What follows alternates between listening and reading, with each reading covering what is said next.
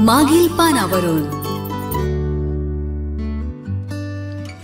ऐतिहासिक तथ्यांचा आधार असलेल्या या पॉडकास्टमध्ये काही प्रसंगांचे नाट्यरूपांतर करण्यात आले आहे.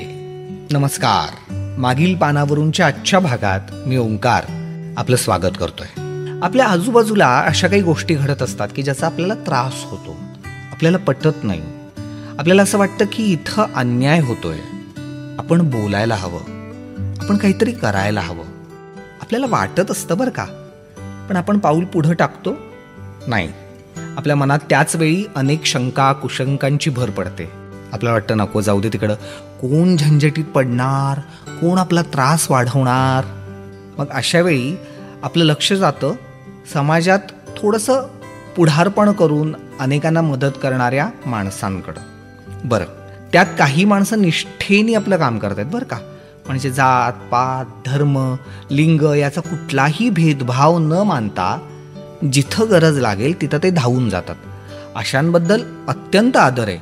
पण एका बाजूला आपल्याला असं दिसतं की आपली आपली माणसं, आपल्या जातीची माणसं, आपल्या धर्माची माणसं, आपल्याला जवळ असतील अशी माणसं वेगवेगळ्या हितसंबंधांनी त्यांचं काही भलं होत असेल तर बघायचं असं दिसतं ना. सध्याचं जातीचं राजकारण बघितलं तर हे प्रकर्षाने जाणवतं. आपल्या लक्षातच येतं की इथं हितसंबंधांचा मामला आहे. आपली आपली माणसं म्हणून काही एक गठ्ठा लोक एकत्र केले जात आहेत. बरं, त्यांचं तरी भलं बघितलं जातंय का? तिथं सुद्धा पुन्हा हितसंबंधच तपासले जातात. असं बहुतांश प्रमाणात घडताना दिसतंय. काही जात संघटना चांगलंही काम करत असतील, त्याच्याबद्दल प्रश्न नाही, पण बऱ्याच ठिकाणी असं आपण पाहतो. अशा वेळी आपल्याला आठवतात महात्मा ज्योतिबा फुले आणि सावित्रीबाई फुले. मी आज त्यांच्याच एका पत्राच्या अनुषंगाने बोलणार आहे. म्हणजे साऊमाईनं ज्योतिबा दादांना लिहिलेलं पत्र आहे आणि त्या पत्रात त्यांनी एका घटनेचा उल्लेख केलेला आहे. ते पत्रच बघा ना कसं आहे. सत्यरूप ज्योतिबा स्वामी यास, सावित्रीचा शिरसाष्टांग दंडवत. पत्रास कारण की आपले पत्र पावले. इकडील सर्व मंडळी खुशाल आहेत. मी येत्या 5 तारखेपर्यंत पुण्यास येईल. काळजी करू नये. येथे एक अघटित वर्तमान घडले की गणेश नामे एक ब्राह्मण यास पोथी पुराणांचा नाद असून गावोगाव फिरून पंचांग सांगून उदरनिर्वाह करत करत गावी येता झाला. परंतु येथील नुकतीच वयात आलेली सारजा नामे पोरीवर त्याची प्रीती जडली असून त्यापासून 36 महिने दिवस गेले आहेत. त्याचा बोभाटा होऊन गावातील दुर्मती दुष्ट टवाळांनी या उभयतास आणून मारपीट करून गावातील गल्ली बोळातून वाजत गाजत मिरवत ठार मारण्यात चालविले. ही भयंकर गोष्ट मला कळताच मी तेथे धावत पळत गेले आणि त्या लोकास इंग्रज सरकारचे भय दाखविले आणि त्यांना क्रूर कर्मापासून वळविले. सदुभाऊने तोडमोडी दावून बोलणे केले की या भटुकड्याने, या महारणीने आमचे गाव सोडून जावे. हे उभयतांनी कबूल केले. या उभयतास मी वाचविले.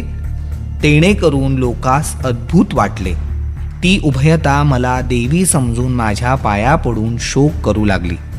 याचा शोक उणा होईना. त्यांची कशी बशी समजूत घालून या उभयतास तुमचेकडे पाठविले आहे. अधिक दुसरे काय वर्तावे, कळावे ही विज्ञापना. आपली सावित्री ज्योतिबा. आता या पत्रातनं लक्षात येतं आपल्याला की ज्योतिबांनी ज्या ब्राह्मणशाही विरुद्ध युद्ध पुकारलेलं होतं, आपला सगळा जो चळवळीचा जोर होता तो या ब्राह्मण एकाधिकारशाही विरुद्ध होता. असं असताना पण ते कुठल्या एका विशिष्ट ब्राह्मणाच्या विरोधात नव्हते, ते त्या ब्राह्मण्याच्या विरोधात होते. हे सावित्रीबाईंना कळलं होतं आणि म्हणूनच इथं एका ब्राह्मणाबद्दल ही बाब घडत होती. तिथं त्या धावल्या. त्या जोडप्याला त्यांनी मदत केली. अर्थात सावित्री आणि ज्योतिबा यांच्या इतर कार्यातून पण ही गोष्ट लक्षात येतेच. पण इथं मला एक विशेष उल्लेख करायचे की पती पत्नीमधलं नातं पण कसं होतं बघा ना.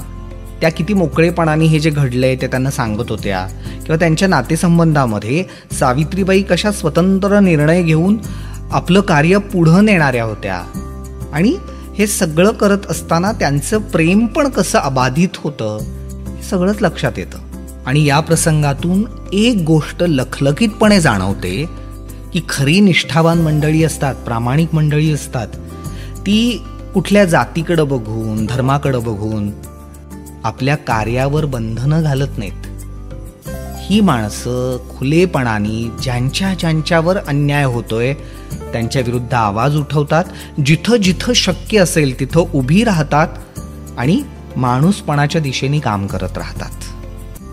अशाच भल्या माणसांची गोष्ट घेऊन परत येतोय मागील पानावरूनच्या पुढच्या भागात. ऐकत रहा ओंकार सोबत मागील पानावरून. मागील पानावरून